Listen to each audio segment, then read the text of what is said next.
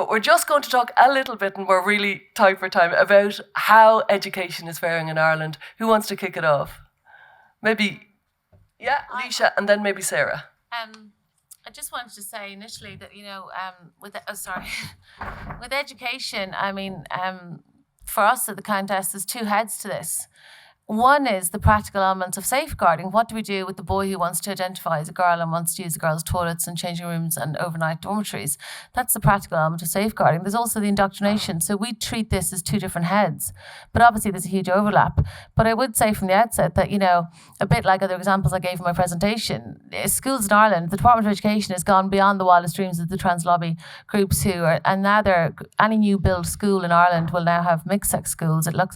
Toilets, it looks like. So, but I think it's important from the outset to look at this under those two different heads, indoctrination and then safeguarding, because they are two separate but overlapping elements of this. But I mean, first and foremost, we must resist the indoctrination of a generation. If we don't, all of this is for nothing. Then we'll have Sarah. Thank you very much, Alicia. And I think Iseult looks like she has thoughts. So I don't know, is this working? I guess I come at it from the perspective of a parent, and I think we're all parents here. I think Iseult's children are a bit older, but everyone else, I think we have children in and around the age of, for example, the new curriculum. And for me, I think the big thing is, what's being rolled out in the new curriculum isn't based on fact. It's very much based on a belief system, such as Colette talked about. And I don't think really the implications of that have been thought through by the people that are rolling it out. And I don't think all the pros and cons and the potential risks have been thought through. And so I really come at this from the perspective of, do we first as parents know what's coming into schools? What are our rights around what's being taught? And do we really understand the implications of what's happening? And I think it's really important that parents, get involved. And it's great that there's groups like the Countess who are right in the thick of it, taking apart the curriculum, understanding what's coming. And so really that's the area I'm coming from. And Iseult? Yeah, so I find this a really edgy area for me, because I think it's really, really important that we give children and adolescents going through school support to deal with the society they're living in at the moment, which is a deeply porn-soaked culture, where, for instance, I have young male clients coming to tell me that, they kind of feel they know about lesbian sex from watching porn, which clearly is not any kind of representation of how women have sex with each other. And so I'm really concerned about, and coming onto this panel, it was just like this tightness in me, that we have to be careful here that we don't end up on some reactionary side to an issue that we need to know that the young people need to be educated about. And I don't know how we solve this problem, right? Because teachers are not equipped to talk to children about what they're seeing in the porn that they're seeing. We don't want necessarily, I certainly don't want young people being told that sexuality is based on gender attraction, when I know that it's based on both sex and gender attraction mixed for people. So we have to find a way of talking about this that doesn't involve us banning books and I don't know, being like for me what I remember of Christian conservatives in America, right? So we have to find a way of talking about this that probably doesn't talk about indoctrination, but that challenges what's there. But we also have to remember, when we're getting very worked up about it, that under our system, all schools have a right to opt out of the curriculum, the national curriculum, based on their ethos. So if it's not the ethos of your school that you're sending, as parents, you're sending your children to, you have a lot of scope there. All schools have the right to opt out of so-called national curriculum. So it's not really a national curriculum. Anyway, that's where I'm at. Thank you. Very interesting. Colette, would you like to, and then maybe Estelle? But I think you're in third level, so I'm- which is a very interesting place. Yeah, I'm in third level in a recently christened university, which, that's another issue. But just to say that last week we got an all-staff email with badges, Progress Pride flag badges, and the all-staff email said, by wearing this, you are showing that you are open and inclusive, i.e. if you don't wear it. So I have huge concerns about academic freedom in third level higher education institutes, and that's kind of my main area of concern. And I'm connected with a few other academics in other universities around Ireland, but there's not enough of us speaking up. There's not enough of us challenging it within the individual universities or higher education institutes or to the higher education authority, but it's through the system. And my issue, I agree, Iseult, that like we need to teach children. I have no problem teaching children gender identity is something that is there. You know, there are children who have gender identity. My problem with the primary as a parent is that my son is being told you have a gender identity, and therefore he is kind of coerced into choosing one, which I think a child going through puberty has enough to be dealing with without having to figure out what am I? You know, what's my identity? Yeah. And Estelle, what are your thoughts on? I have children in secondary school and I have two older ones as well. My concern is the truth, and I don't want my children being taught flat earth theory as fact. They can learn about flat earth theory, fine, but that is something that some people believe. Or creationism. I don't want them being taught creationism as fact. I don't want them being taught any religion as fact. Faith-based beliefs are perfectly respectable, most of them. I want them being taught to respect people's faith-based beliefs, but I do not want them being taught something as fact, which is simply not fact. So back to the language, I don't want them being taught that everyone has a gender identity, because some of us do not have a gender identity, but some people believe in gender identity.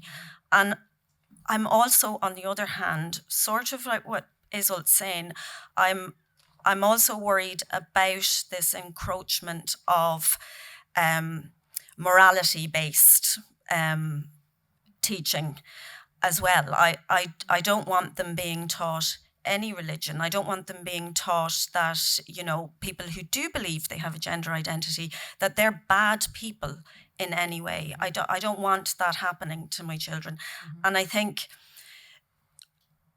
it may be important to have sexuality and relationship education in schools, but do we need to pull that back and actually examine and have a discussion about that? Is that the place for this kind of education? I don't want my children taught that there's only one type of sexuality. I do want them taught that, you know, that there are minority sexualities and that those are perfectly valid. I have one lesbian daughter. I have a straight son. My two girls are early teens, so I don't know what their sexuality is going to be, and I want them to be able to explore that. I want them to be able to explore and have the freedom of their bodies to do what they like, to experiment during their teenage years. And so I'm kind of my view is, we need to keep talking. We need to pull it back to basics and ask, is school the place for this at all? And if not, where is the place for it? We can't just leave it in the hands of the family, because some people are going to have morality-based education in the family, and that mightn't be good either. So I think it's a huge issue, but it needs to be discussed, and there needs to be free discussion of it, and there isn't at the moment. As with everything in Ireland, there isn't free discussion of what we want to do with this. Well, and in other countries we're finding out swiftly. My own views around it are similar to a lot of people here on the panel. I think I'm uneasy having teachers teaching something if they're not brilliant and expert at it. And I have heard too many teachers make an absolute mess of their understanding of gender. So they're disqualified almost immediately on that basis. But even the sexuality thing, a part of me thinks, yeah, we've really not figured out how to deal with the sexual awakening of a child between 10 and 20. Society hasn't, schools haven't, gender or sexual education certainly hasn't. So I'm not convinced we've made such a great fist of it in schools. And actually, information is freely available on the internet. And I hope that all this heightened talk about gender and sexuality, which it's an irrelevant, might as well be football and sexuality. I don't know why they're teaching it really. Like, okay, you can choose to teach this theory if you want to bring it in. There's many, many, many interesting theories that you could choose to teach children. I don't think it's going to make their sense of well-being better, and I'm not sure it's going to widen their perspective on life.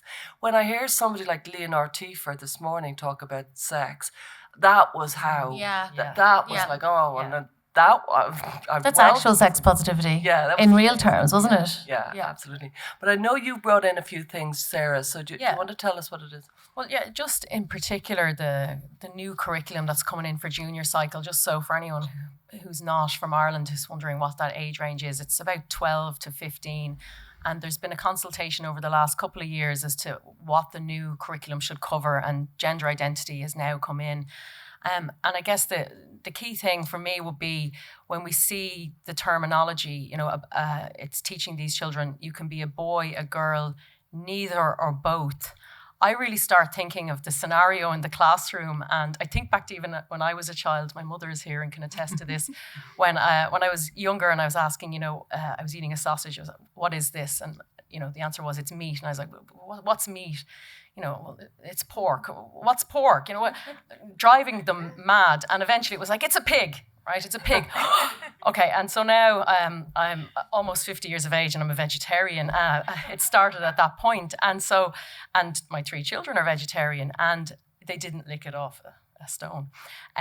Because children will think about things and they will ask questions. And when I think about this curriculum, I wonder, how is this going to pan out? How is a teacher going to navigate a space where they tell a classroom of young children, you can be a boy, a girl, neither or both, and the child is going to want answers. And I'd love people's thoughts on that. How is that going to work? And how do we know that those children are not going to then become really confused and dissociated from their bodies and start looking for things that aren't there, And, it didn't do me any harm being a vegetarian, but I'm worried about the harm this might do to children, to young children, that it's introducing this confusion. And can I just say, though, I'm also worried that we will throw the baby out with the bathwater, and that we will not represent the reality of life for people of sexual orientation minorities. And I'm the only one up here in that category, and I really want to hold a space for that. I'd like to come in on that, actually. I think, firstly, by the very definition of what you just described, that the teacher will be telling the children in her care, that by definition is indoctrination. That's what it is. So I think we shouldn't be afraid of calling it what it is. And also, I think, I've got the prototype here of the book, and people are talking about, porn education or orientation, sexual orientation. Nobody's saying that shouldn't be taught. Mm-hmm. We all need that. We welcome that. It's the framing that matters. It's the framing. So rather than, porn is neutral and positive, well, what about a feminist analysis of porn?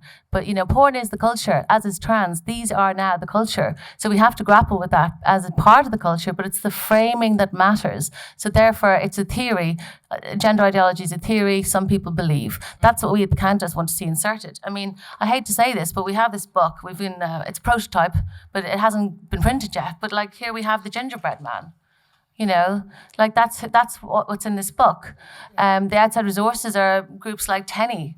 So it's not that nobody wants to throw the baby out with the bathwater. We do need obviously a framework around consent, around porn, and around trans identified people. There's probably one in the classroom. We're not saying they don't exist or they're bad people, but it's about the framing. That's what matters, and that's what we need to see in this guidance. And I just want to say we have to find a both and framing for these things if we want to be successful. That's just my opinion. Okay, very interesting thoughts.